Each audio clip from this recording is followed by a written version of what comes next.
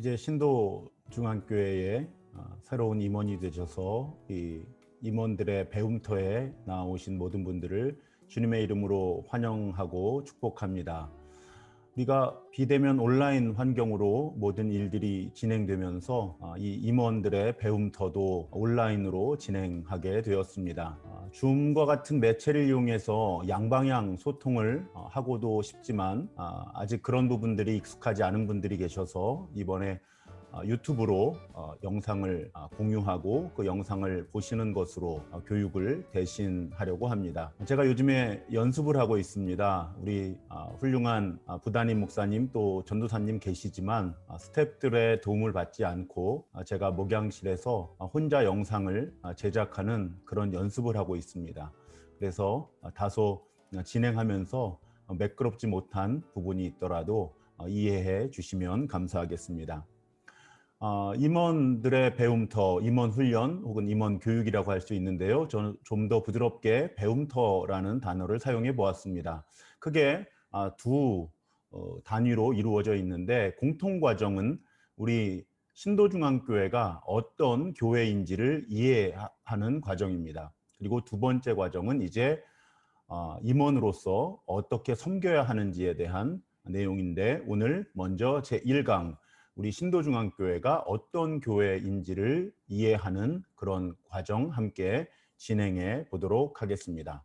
여러분 이제 화면을 보시면서 저와 함께 배워 나가시면 됩니다. 먼저 참 세상에는 많은 교회들이 있습니다. 그래서 그 교회들 가운데 우리 신도중앙교회의 주소라고 할까요? 한번 그 주소를 좀 찾아가 보려고 합니다. 여러분 본래 초대교회 복음이 전해졌고요.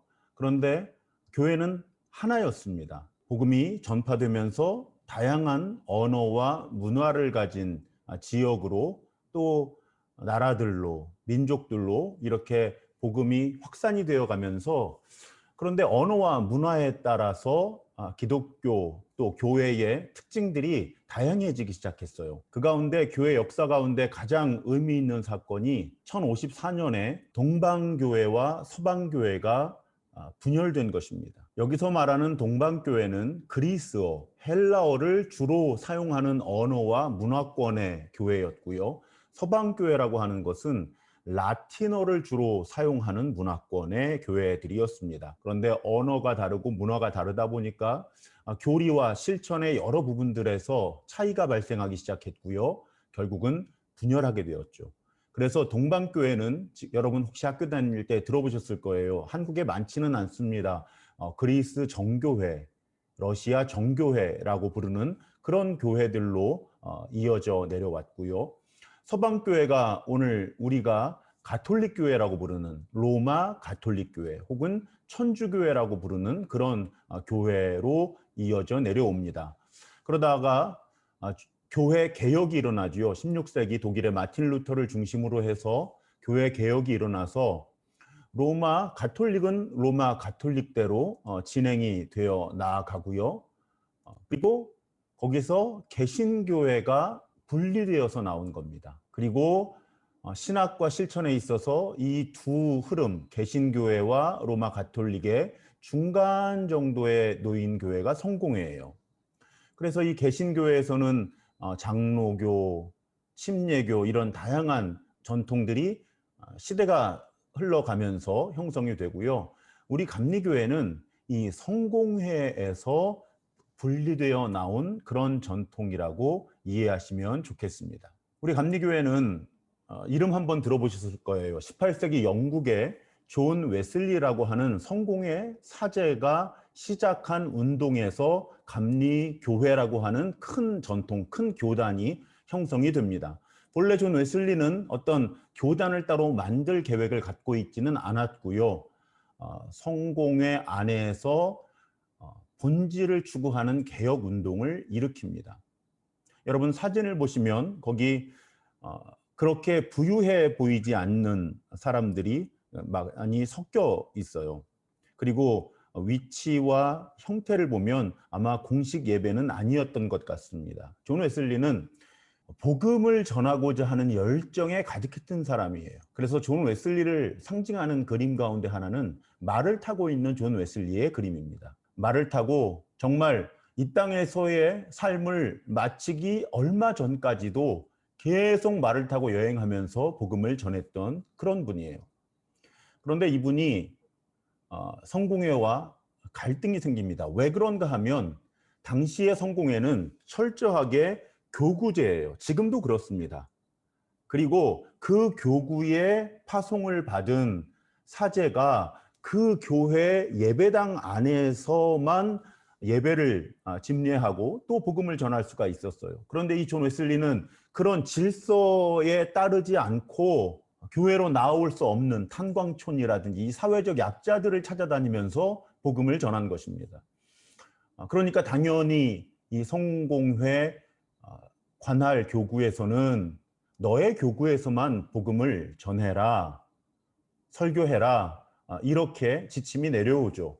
그때 존 웨슬리가 남긴 유명한 말이 세상은 나의 교구다라는 말입니다. The world is my parish. 보통 세계는 나의 교구다라고 번역을 하는데 저는 세상이 나의 교구다라고 번역하는 것이 훨씬 더 적절하다고 생각합니다. 여기서 말하는 세계는 나의 교구다는 다른 나라 세계에 선교하겠다라는 의도로 한 말이라기보다는 이렇게 정식 건물이 있는 예배당 안에서만 복음을 전하게 되어 있던, 또 정해진 교구에서만 복음을 전하게 되어 있던 그런 굴레에서 벗어나서 온 세상이 내가 복음을 전하라고 파송받은 나의 교구입니다. 이렇게 선언하고 정말 복음을 듣지 못하는 사람들에게 다가가서 복음을 전했던 그런 분이 바로 존 웨슬리 신부였던 거예요. 그러다가 결국은 성공회에서 더 이상 신부로서 직임을 감당하지 못하고 어찌 보면 쫓겨난다고 할 수 있죠. 그래서 정식 감리교회 운동이 이제 감리교회라고 하는 교단으로 자리를 잡게 된 것입니다.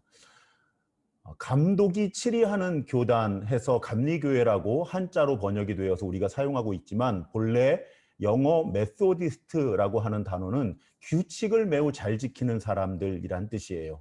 존 웨슬리는 아주 젊을 때부터 우리가 삶의 규칙을 잘 만들어 지키자고 올해부터 시도해보고 있는데요. 그런 규칙을 잘 만들어 놓고 그 규칙을 잘 따라서 신앙을 또 사역을 이렇게 감당했던 분이거든요. 그래서 그 이름을 따서 메소디스트 처치, 메소디스트 무브먼트, 감리교회, 감리교회 운동 이렇게 이름을 붙이게 된 것입니다. 우리 감리교회 전통의 특징은 이렇게 선교적이었다는 거예요. 어떤 교회 안에 갇혀 있는 그런 복음이 아니라 세상을 향해 나아가는 복음. 복음을 듣기 어려운 형편에 있는 사회적 약자들을 돌보고 그들에게 복음을 전하는 그것이 감리교 운동의 초기 역사의 의미였습니다.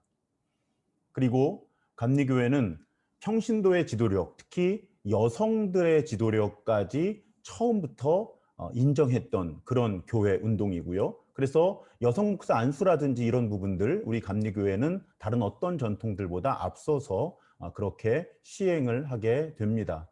그리고 감리교회 운동의 또 다른 특징이라고 하면 소그룹에 있어요. 우리가 속회라고 부르는 이 존 웨슬리는 감리교 운동이 점점 성장하고 널리 퍼지면서 사람들이 소그룹을 이루어서 그 소그룹을 통해서 교회를 이루는 그런 매우 뛰어난 행정 혹은 소그룹 영성의 접근을 이루었던 분입니다. 그것이 우리 감리교회의 초기 감리교회부터의 특징이라고 여러분 이해하시면 좋겠습니다. 그 감리교 운동이 이제 온 세계로 확산이 되었고요. 특히 미국에서 감리교회는 공식적으로 보면 두 번째 규모를 가지고 있는 그런 교단이 되었고요. 그 감리교회에서 한국 감리교회로 복음이 전해집니다. 그래서 우리 교회가 속해 있는 교단의 정식 명칭은 기독교 대한감리회라고 하는 교단이에요. 이제 여러분들이 교회를 섬기는 임원이 되셨기 때문에 우리 교단의 특징들, 행정적인 특징들이나 용어들을 아주 기본적인 부분은 이해를 하고 계셔야 도움이 됩니다. 그래서 그 부분을 이제 잠시 설명을 드리려고 해요. 우리 감리교회는 교회가 있으면요, 구역이라는 단위가 또 존재를 해요. 지금은 거의 사용하지는 않는데 어떤 의미인가 하면 교회들, 개체교회라고 부르는데 로컬 처치, 한 교회가 재정을 자립할 수 없을 때 재정 자립이 가능한 단위를 묶어서 사용하던 용어가 구역입니다. 오늘날에는 그렇게 많이 사용되지는 않지만 여러분 구역회 합니다 이런 이야기 들어보셨을 거예요. 특히 재산과 재정을 다룰 때 그것을 한 단위로 묶어서 구역이라는 용어를 사용합니다. 그리고 교회가 약 30개 정도의 그룹이 지방을 이루어요. 한 지방. 그래서 우리는 은평 동지방에 속해 있고요. 이런 지방들 20여 개가 보통 하나의 연회를 형성합니다. 그래서 기독교 대한감리회라고 하는 교단은 연회로 구성되어 있고요. 서울연회, 서울남연회, 중부연회, 중앙연회 이런 식으로요. 지역별 연회들이 있고 그 연회는 다시 지방으로, 지방은 구역과 교회로 이런 행정 구조를 가지고 있습니다.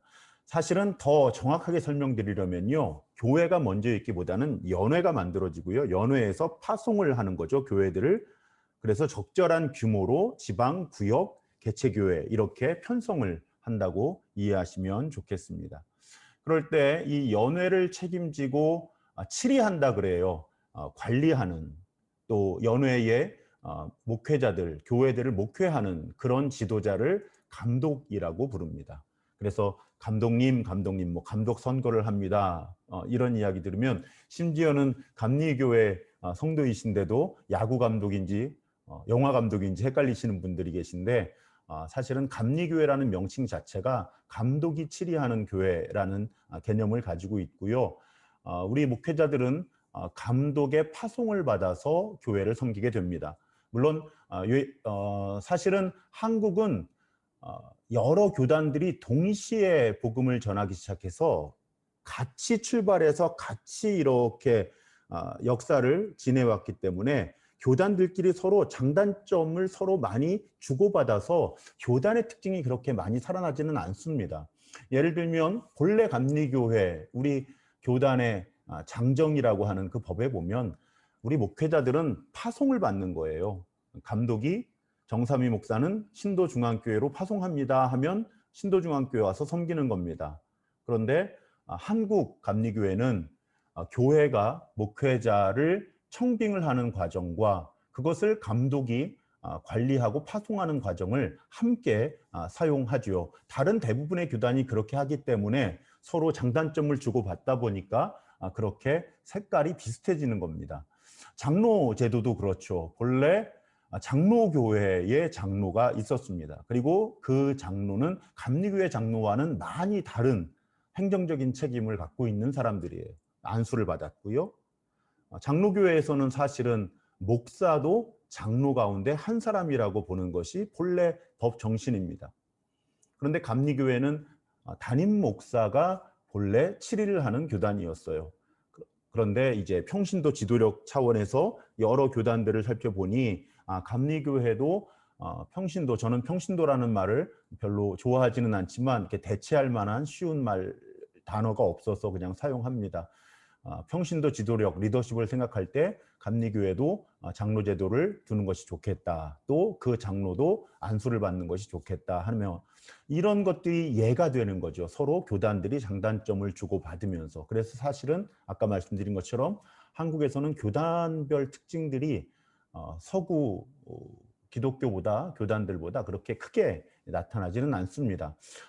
그래도 감리교회는 감독이 치리하는 연회가 제일 중요한 단위가 되고요. 자, 지방을 치리하는 사람을 감리사라고 부릅니다. 이 감리사는 구역회의 의장도 되기 때문에 매우 중요한 역할을 감당하죠. 그리고 개교회는 담임 목사가 책임을 지고 목회를 하게 됩니다. 그래서 정리하면 우리 목회자들이 진급, 이 목사 안수를 받기 위해서는 전도사 때부터 이렇게 진급을 하는데요. 그 진급 심사를 받는 곳에 들어가면 자기 소속을 이야기를 해야 합니다. 그러면 물론 저는 지금 안수를 받은 지 꽤 오랜 시간이 지났고요. 정회원 목사이기는 하지만, 그러면 제가 지금 누군가에게 정식으로 저를 소개한다면 어떻게 소개해야 할까? 이렇게 소개하게 됩니다. 기독교 대한감리회, 서울연회, 은평동지방, 신도중앙구역, 신도중앙교회 정삼위 목사입니다. 이렇게 저를 소개하게 됩니다. 그러면 우리 감리교회는 이 교회를 어떤 회의 구조를 가지고 중요 사항들을 결정하고 행정적인 처리를 하느냐, 여러분 그 구조를 이해하시면 도움이 됩니다. 크게 이렇습니다.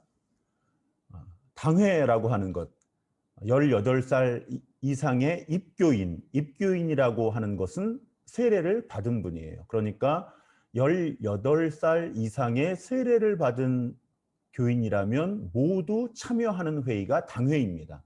당연히 가장 중요한 회의죠. 구역회라고 하는 회의도 있습니다. 구역회는 아까 말씀드린 대로 몇 개, 재정적으로 자립한 몇 개의 교회가 묶여서 그 교회의 대표자들이 모여서 재산과 또 재정의 문제를 다루는 회의예요. 그런데 우리 신도중앙교회는 신도중앙구역 하나로 되어 있기 때문에 아주 쉽게 설명드리면 당회는 사람을 세우는 또 사역을 결정하는 회의가 되고, 구역회는 재산과 재정을 다루는 그런 회의로 현실적으로 운영이 되고 있다. 이렇게 이해하시면 됩니다. 그런데 당회와 구역회는 1년에 한 번 정도 모여요. 물론 아주 중요한 결의사항이 필요하면 임시당회를 또 임시구역회를 열 수 있지만 일반적으로 1년에 한 번 연말에 모입니다. 그러면 당회가 모이지 않을 때 주요한 결정은 누구를 통해 이루어지느냐 할 때 임원회예요. 바로 여러분들의 모임을 통해서, 회의를 통해서 이루어지고요. 보통 우리가 임원회를 분기별로 가지면서 교회의 여러 사역들과 또 재정 상황과 이런 것들을 의논하고 중요한 일들을 결정을 하게 됩니다. 그런데 임원회도 자주 모이기가 어렵죠. 또 임원회를 소집할 만큼 중요한 결정들이 아닌 결정들도 많이 있습니다. 그래서 우리 감리교회에서는 기획위원회라고 하는 조직을 통해서 임원회의 위임을 받는 거예요. 임원회를 모일 만큼 중대 사안이 아닌 것은 기획위원회를 통해서 결정을 하도록 임원회에서 기획위원회로 위임을 해주게 됩니다. 그러면 기획위원회는 어떤 분들로 구성이 되는가 하면 연회에서 파송을 받은 목사와 장로들로 구성이 됩니다. 그러니까 우리 신도중앙교회에서는 담임 목사와 장로 두 분이 기획위원회를 이루게 돼요. 그런데 우리 감리교 법에는 기획위원회는 7명을 두게 되어 있습니다. 최소. 그래서 저와 두 분의 장로님 외에 4분의 기획위원이 기획위원회에서 선출이 됩니다. 그렇게 7분이 교회의 중요한 일들을, 임원회를 열지 않을 정도의 사안들은 담임 목사와 협의를 하면서 결정해 나가는 그런 구조로 되어 있다 하는 것. 우리 교회는 특히 장로교회를 또 순복음교회, 다른 교단들에서 오신 분들이 많아서 이런 용어를 이해를 잘 하셔야 됩니다. 예를 들면 장로교회의 당회에 해당되는 것이 감리교회의 기획위원회예요. 그리고 감리교회의 당회에 해당되는 것은 장로교회의 교인총회에 해당하는 것입니다. 이렇게 용어가 교단별로 서로 다르게 사용되기 때문에 여러분 이 부분도 잘 이해하고 있으시면 도움이 될 것 같습니다. 그러면 여러분들이 이제 임원이 되셨다고 말씀을 드렸고요. 그렇게 당회에서 여러분들이 임원으로 선출이 되셨는데 우리 감리교회의 임원은 어떻게 구성이 되어 있는지 살펴보겠습니다. 우리 감리교회 임원 처음에 집사 여러분 가운데 이제 신천 집사가 되신 분들이 계신데요. 집사는 입교 후 2년 이상이 된 하지만 70세 미만에 우리가 70세가 되면 은퇴를 하게 됩니다. 그래서 은퇴하신 분들을 어떤 교회에서는 은퇴 집사, 은퇴 권사 이렇게 부르기도 하고요. 또 명예 집사, 명예 권사 이렇게 부르기도 하고 원로 집사, 원로 권사 이렇게 부르기도 하는데 우리 교단에서 정한 임원의 정년이 70세예요. 그래서 입교 후 2년이 지났고 70세가 되지 않은 분들이 우리 교단 법상 집사의 자격을 갖게 됩니다. 그렇다면 권사는 어떻게 되느냐? 집사가 되어서 5년 이상을 연임을 해야 하고요. 35살에서 69세까지, 그러니까 70세 미만이 되는 거죠, 역시. 같은 표현을 좀 다르게 해본 겁니다. 여기서 집사로 5년 이상 연임이라고 하는 의미가 무엇인지 말씀을 드릴게요. 여러분, 우리 감리교회 법에서 집사와 권사는 1년 임기를 가지고 있습니다. 그래서 집사가 되었지만 올해 집사가 되었는데 내년에 집사로 임명을 받지 못하게 될 수가 있는 거예요. 어떤 결격 사유가 발생한다든지.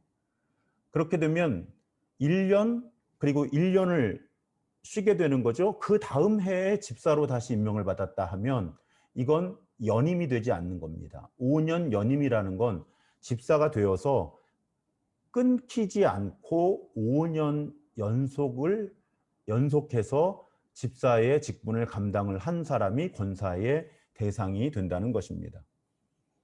그런데 이 권사의 경우에는 정수가 있습니다. 입교인 15명에 1명을 세울 수가 있어요. 물론 기술적으로 60세 이상은 정수에서 빠지고 몇 가지 예외 조항들이 있기는 하지만 입교인 15명에 1명을 세울 수 있습니다. 그 의미는 무엇일까요? 적어도 권사라고 한다면 입교인 15명의 리더, 지도자가 될 수 있어야 한다라는 의미를 담고 있겠죠. 그 다음에 장로가 있습니다. 장로는 권사로 5년 이상 연임을 한 40세 이상, 그리고 장로는 안수를 받는 시간이 있기 때문에 65세 미만에서 임명을 하게 됩니다. 장로는 30명에 1명을 세울 수가 있습니다. 아까 권사가 15명에 1명을 세울 수 있다. 그 의도를 그대로 적용하면 적어도 30명의 대표자가 될 수 있는 그런 리더여야 한다라고 이해하시면 좋겠습니다. 그래서 여러분들이 신천 임원이라고 하는 건 이제 집사 권사로 처음 천거, 추천, 임명을 받는다라는 뜻이에요. 그래서 올해 신천 집사, 신천 권사이신 거고요. 또 다른 용어는 시무 집사, 시무 권사. 그것은 지금 실제로 활동을 하고 있는 그런 집사와 권사라는 뜻입니다. 70이 되면 원로 혹은 명예가 되시는 거고요. 그런 용어들을 사용합니다. 내년에는 그러니까 신천 집사, 신천 권사가 아니신 거죠. 새로 뽑히는 사람들, 또 우리 교회의 경우에 다른 교회에서 우리 교회로 등록해 오신 분들을 신천 임원이라고 그렇게 분류를 합니다. 교회 법은 이렇게 되어 있고요. 교회들마다 상황이 다 달라요. 그래서 그 상황에 맞게 규정을 만들어서 매해 선출을 합니다. 예를 들어서 올해 권사가 되신 분들은 당회에서 다 설명을 드렸지만 우리 교회 권사 정수가 있고 또 여러 가지 형편들을 고려해서 집사로 7년을 연임한 분들 가운데서 신천 권사 후보를 결정을 했고요. 나이는 교단 법에 35세 이상으로 규정하고 있지만 올해 우리 교회는 40세 이상 가운데서 신천 권사를 임명을 했습니다. 이렇게 교단 법이 있고요. 또 교회들마다 임원 임직 규정들을 만들어서 운영하고 있다. 이런 부분도 이해하시면 좋겠습니다. 우리 감리교회는 남성과 여성의 직분의 차별이 없습니다. 그래서 어떤 교단의 경우는 여성은 권사까지만 임명을 한다든지 이제 이런 상황들이 있는데, 우리 교단의 경우는 아주 단순하게 집사, 권사, 장로의 임원 체계를 가지고 있고, 남성과 여성에 따른 구별과 차별이 없다는 것, 여러분 그렇게 이해해 주시면 좋겠습니다. 자, 그러면 이제 우리 신도중앙교회가 어떤 교회인지를 좀 나누도록 하죠. 아마 이번에 이 배움터에 참여하시는 분들 가운데는 저보다 더 신도중앙교회에 오래 소속되셔서 섬겨온 분들이 계세요. 그런데 그런 분들께 제가 신도중앙교회가 어떤 교회인지를 소개한다고 하면 조금 의아하실지 모르겠는데요. 제가 지금부터 소개하려고 하는 것은 우리 신도중앙교회의 목회 철학이라고 하는 것, 또 비전이라고 하는 것, 정체성이라고 하는 것, 이런 부분들입니다. 제가 2019년 5월부터 신도중앙교회의 담임 목사로 파송받아 섬기고 있고요. 제 7대 담임 목사로서 제가 우리 교회와 함께 우리 교회가 어떤 교회가 되기를 기도하고 또 나아가고 있는지, 그 부분들 임원들이시기 때문에 분명하게 이해하시는 것이 좋습니다. 그래서 지금부터 남은 시간 그 내용들을 공유하려고 합니다. 여러분, 우리 신도중앙교회 표호, 이 사진이 아마 2019년에서 2020년 송구영신 예배의 사진으로 제가 알고 있는데요. 이 이후에 우리가 잘 모일 수가 없어서 아마 이때가 제일 많이 모였던 사진 아닌가 생각합니다. 우리 교회 앞에 표어가 걸려 있죠. 일상에서 예수 따라 사는 사람들, 마을과 더불어 사는 공동체. 이것이 우리 교회의 표어입니다. 많은 교회들이 있지만 많은 교회가 같지 않죠. 마치 신도중앙교회라고 하지만 우리 교회를 구성하고 있는 우리 각자가 다 다른 사람들인 것처럼 이 땅의 모든 교회들은 각기 독특한 부르심을 가지고 있습니다. 그럴 때 우리 신도중앙교회가 추구하는 교회는 일상에서 예수 따라 사는 사람들, 우리가 그런 사람들이 되어야 한다는 것입니다. 본래 교회라는 단어, 예수가 사용한 교회라고 하는 단어, 에클레시아, 다 알고 계시죠? 사람들이란 뜻입니다. 그래서 예수의 에클레시아, 예수 때문에 모인 사람들, 예수를 따라 살기 위해 모인 사람들, 우리는 교회가 에클레시아라고 고백하는 사람들이죠. 그래서 우리는 예수 때문에 모여서 예수 따라 사는 사람들입니다. 교회에 모여서만이 아니라 일상에서 살아가면서, 그것이 우리 교회의 표이고 목표예요. 그리고 우리가 공동체로 이 진관동에 건물을 가지고 있고요. 여기에 모여 있을 때 또 우리는 어떤 사람들이냐, 마을과 더불어 살아가는 그런 교회, 그런 공동체를 이루는 것이 우리의 중요한 목회 철학의 축입니다. 그래서 제가 이것을 목회자들에게 강의를 할 때 두 가지 단어를 함께 사용해요. 일상성입니다. 우리 교회 여러분 설교를 들어보시거나 기도를 들어보시면 참 많이 사용되는 단어가 일상이죠. 일상에서 우리가 어떤 사람들인가, 이것이 우리 교회가 추구하는 매우 중요한 영성의 특징이고요. 또 한 가지 단어는 공공성이라고 하는 것입니다. 공공성. 우리가 이 지역사회에서 또 하나님이 사랑하시는, 또 하나님이 구원하시기 원하시는 이 세상 속에서 어떤 사람들이냐, 이 두 가지 개념을 가지고 우리 신도중앙교회는 모든 일들을 결정해 나갑니다. 그래서 목사가 어떤 기도를 드리느냐, 우리 교회에 모인 사람들이 일상에서 예수 따라 사는 사람들, 더욱 그런 사람들이 되어가고 이 교회가 이 마을과 더불어 사는 공동체가 되어가는 것. 담임 목사는 이를 위해 기도하고요, 설교를 준비하고 어떤 훈련 커리큘럼을 만들고 또 교회의 여러 사역들, 또 우선순위를 결정할 때 이 고백을 축으로 해서 일상성과 공공성. 그래서 예를 들면 지금 코로나 팬데믹 가운데 우리 교회는 방역 수칙을 철저하게 준수하면서 여러 예배와 사역들을 해 나가고 있습니다. 왜 그런가요? 우리 교회는 공공성을 추구하는 교회이기 때문에 그런 겁니다. 그래서 여러분이 일상성과 공공성이라는 두 개념을 잘 이해하고 계시면 우리 교회에서 어떤 일을 결정할 때 매우 일관되게 갈등과 분열이 없이 결정해 나갈 수가 있는 것이죠. 그럴 때 사실은 전문 용어이기 때문에 제가 부임 초기에 몇 번 사용하고 그 다음에 많이 사용하지 않은 개념이 선교적 교회라는 개념이에요. 사실 우리 교회는 선교적 교회를 추구하는 그런 교회고요.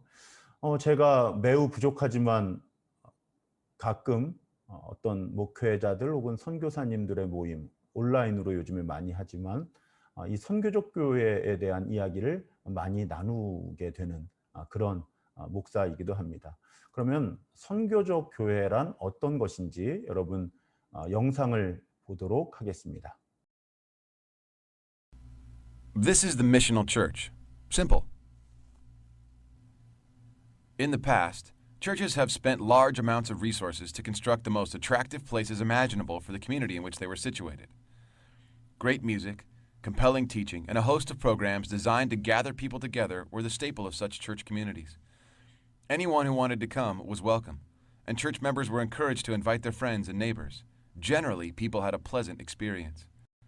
The people who came and were cared for seemed relatively similar. Education, income, pastimes, race, struggles, and histories seemed to be almost identical. Eventually, someone asked the question, what about all the people who aren't like us, but who live around us? Why aren't they here too? In response, the church increased its marketing budget, direct mailing the community, taking out ads in local papers, buying radio time, releasing a fresh web page, and offering to host the world's greatest event. The church was determined to be the center of everything great that happened in the community. Church members began to rely on the church to do the work of conveying God's story in the world. If someone could be brought to an event, they could hear about Jesus from a professional teacher. Inviting people became synonymous with evangelism. The missional church, on the other hand, empowers its members to be the church in the community. The church trains, resources, encourages, and challenges its people to live out the good news in their community with those who would otherwise be suspicious of a church and its marketing efforts. The church sends out its members to live among people unfamiliar with church customs, songs, and what it holds sacred, just like a foreign missionary. The missional church recognizes then that every believer embodies the life of the church in their neighborhood, in their school, or at their place of work. Each one of them telling God's story in the context of compassionate and genuine relationships.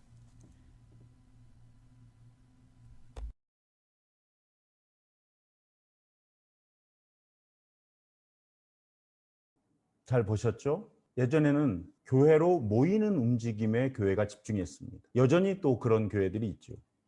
근데 우리 교회는 흩어지는 교회에 더 초점을 맞춥니다.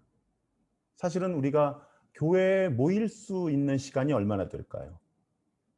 그래서 우리는 흩어지기 위해 모이는 사람들이에요. 모여서 예배하고 훈련받고 그리고 일상으로 흩어지는 겁니다. 그리고 자신의 삶의 자리에서 자신이 만나는 사람들에게 복음 이야기를 하는 거죠. 그것이 우리 교회가 추구하는 일상에서 예수 따라 사는 사람들, 마을과 더불어 사는 공동체라는 목표입니다. 이것이 우리 신도중앙교회가 추구하는 일상성과 공공성을 가진 선교적 교회의 표어예요.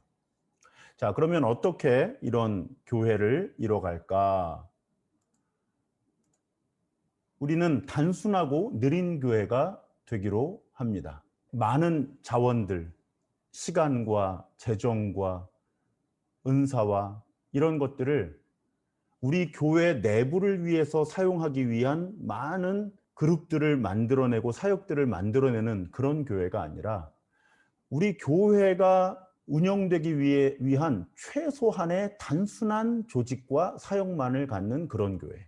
많은 일들을 하면서 그런 일들을 성취하는 것, 빨리빨리 많은 일들을 성취하는 것을 우리의 목표로 하는 교회가 아니라 무엇이 하나님의 뜻인가를 진지하게 분별하면서 천천히 하나님의 뜻에 따라 움직이는 느린 교회. 그래서 우리 신도중앙교회는 단순하고 느린 교회로서, 그러니까 단순하고 느린 행정과 영성과 이런 움직임을 통해 일상에서 예수 따라 사는 사람들, 마을과 더불어 사는 공동체로 빚어져가는, 이것이 우리 교회가 추구하는 방향이라고 이해해 주시면 좋겠습니다.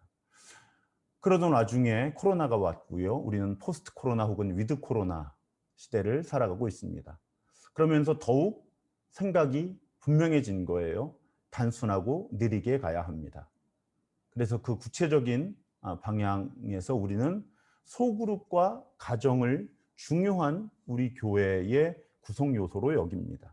예를 들면요, 많은 교회들이 소그룹, 속회라고 할 수 있죠. 우리 교회에서는 따로 사역 따로 이루어지는 경우가 많죠. 그런데 우리 교회는 선교부가 있습니다.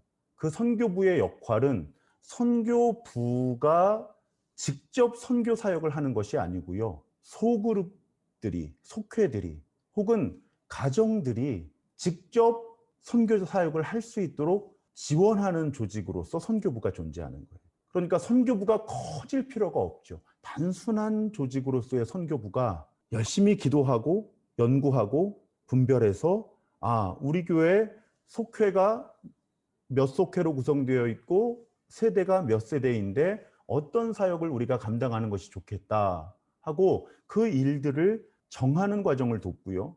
그러면 속회별로 혹은 가정별로 그 일들을 하는 겁니다. 단순하죠. 그리고 우리들이 교육부 역시 마찬가지예요. 다음 세대 사역도요. 교회에 아이들이 모여 있거나 아이들이 교회에 직접적인 양육을 받을 수 있는 시간과 기회는 매우 한정되어 있습니다. 결국은 그 일은 가정에서 이루어져야 하는 거고요. 그래서 우리 교회 다음 세대 사역의 기본 골격은 교회 학교, 다음 세대 사역이 있지만 이 사역이 존재하는 이유는 가정들마다 우리 어린이 청소년 혹은 청년들이 신앙의 성숙을 가정에서 이루어갈 수 있도록 그렇게 지원하는 그 역할이 교회 학교, 교육부 혹은 다음 세대 사역의 중요한 목표가 된다는 것입니다. 그래서 제가 그런 이야기 우리 교인들과 나눠 보았죠. 주일 오후 예배를 우리가 드려왔어요. 코로나 때문에 지금 모이지 못하고 있는데 제가 우리 교인들과 나누고 싶은 이야기가 그거죠. 주일 오전에 우리가 모여서 예배하면 함께 점심 먹고요. 오후에는 예배를 한 번 더 드리는 것보다는 소그룹으로 모이고 또 가족이 함께하는 시간을 갖고요. 이 소그룹과 가정이 함께하는 시간 속에서 매주 혹은 한 달에 한 번 혹은 분기에 한 번 혹은 1년에 한 번, 두 번 지역으로 흩어져서 선교 사역을 할 수 있다면 우리 교회가 추구하는 마을과 더불어 사는 공동체, 그것을 보다 분명하게 이루어갈 수 있지 않겠느냐 하는 그런 생각을 우리가 서로 공유하고 있고요. 또 공론화 과정을 지나가 보고 있고요. 이렇게 비록 코로나 때문에 좀 늦어지고 있기는 하지만 우리는 단순하고 느린 교회로서 일상에서 예수 따라 사는 사람들, 마을과 더불어 사는 공동체를 향해 나아가고 있습니다. 우리의 비전은 그래요. 여러분, 은평 뉴타운의 사진이에요. 몇 년 전의 사진인 것 같죠? 위성 사진인데 우리 교회가 있습니다. 여기 있어요. 우리 교회가. 은평 뉴타운에 13개 교회가 있다고 알고 있습니다. 13개 교회가 모두 똑같을 필요가 없는 거죠. 우리 교회는 단순하고 느린 영성을 가지고 일상에서 예수 따라 사는 사람들, 마을과 더불어 사는 공동체를 이루고 싶은 사람들이 모여서 예수의 에클레시아, 예수의 몸된 교회를 이루어 가면 됩니다. 다른 영성과 다른 방향성을 갖고 계신 분들은 다른 교회에서 또 그런 움직임들을 할 테니까요. 그러면 우리 신도중앙교회는 이 은평 뉴타운에서 다양성을 확장시켜 나가는 그런 교회로서 하나님 나라의 아름다운 모자이크를 완성해 갈 수 있지 않을까, 그렇게 기대하고 기도하고 있습니다. 저는 우리 신도중앙교회가 참 좋습니다. 그리고 저를 이 좋은 사람들과 더불어 믿음의 길 걷게 하신 하나님께 참 감사드려요. 저를 신도중앙교회 담임 목사로 파송해 주셔서요.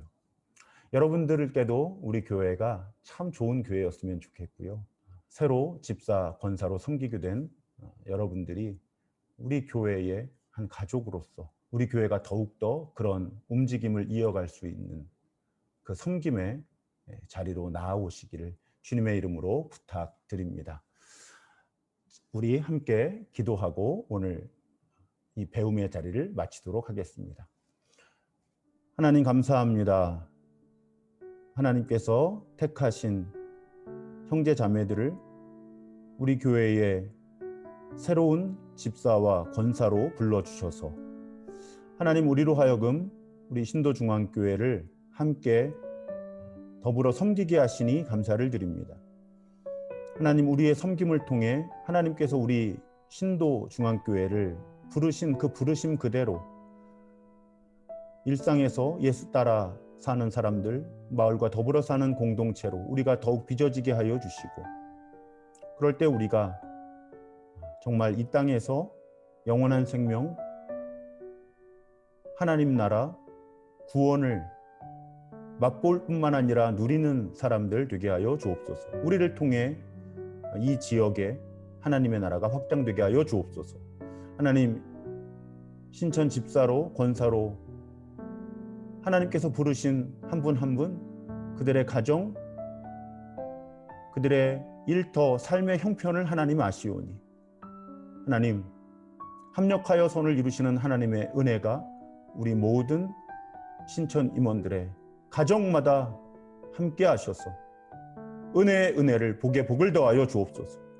먼저 하나님의 나라와 의를 구하는 사람들에게 모든 것을 더하신다고 하나님 약속해 주셨으니 이제 하나님의 나라를 위해 더욱 헌신할 우리 집사님, 권사님들의 가정과 일터와 삶의 모든 형편 가운데 모든 것을 더하시는 은혜를 허락하여 주옵소서.